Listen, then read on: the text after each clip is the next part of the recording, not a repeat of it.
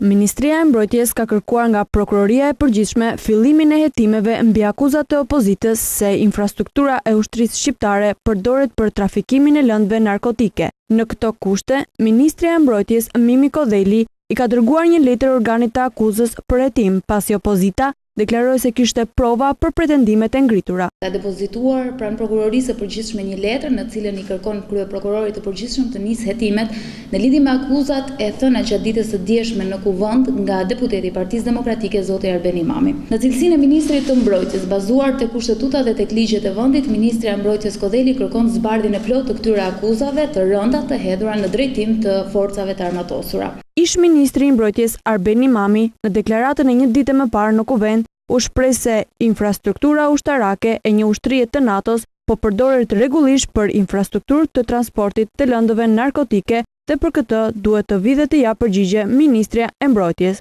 Menjëherë ka ardhur dhe reagimi i Ministrisë së Mbrojtjes, sipas së cilës në çdo moment do të bashkëpunojë me organet e prokurorisë dhe do të verë në dispozicion të gjitha materialet e kërkuara dhe të gjithë ndihmën e nevojshme që ky institucion do të kërkojë në lidhje me zbardhjen e plotë të këtyre akuzave.